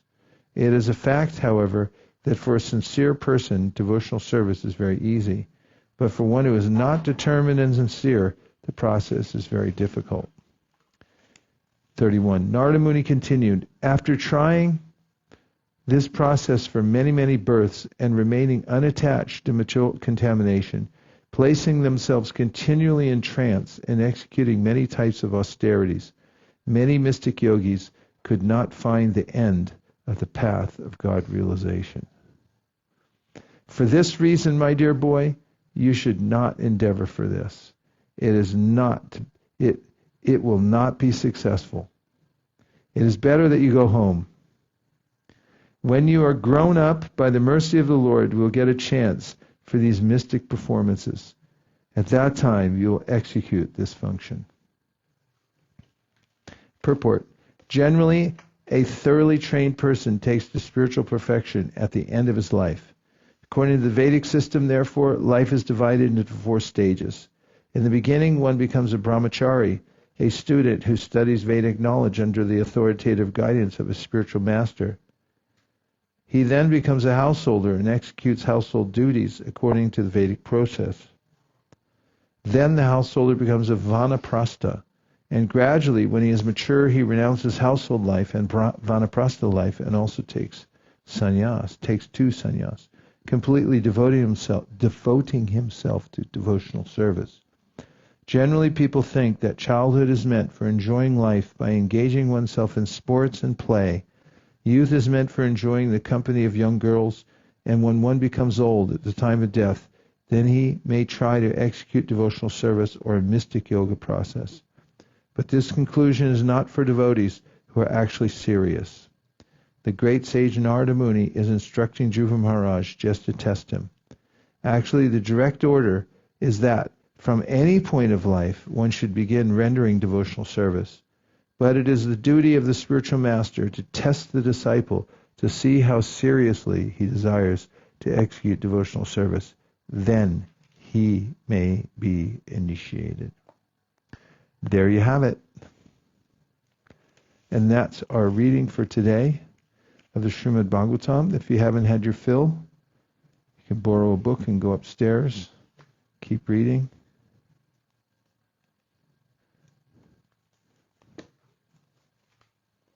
Jai Srila Prabhupada, Jai Shri Chaitanya Mahaprabhu, Shri Shri Panchatattva, Shri Shri Narada Muni, Shri Dhruva Mahārāja, if you so desire, please instill in us staunch determination to achieve the goal of devotional service. Please let us never waver on the path and always move forward according to your directions. Thank you for considering our request. Om Tat Sat. Everyone agrees with this prayer in whole or in part. Please unmute and say Hare Krishna. Hare Krishna! Gaur Premanande. Nitai Gaura Hari Bol. Hari Bol. Hari Bol. Nitai Gaura Hari Bol. Nitai Gaura Hari Bol. Hari Bol. Hari Bol. Nitai Gaura Hari Bol.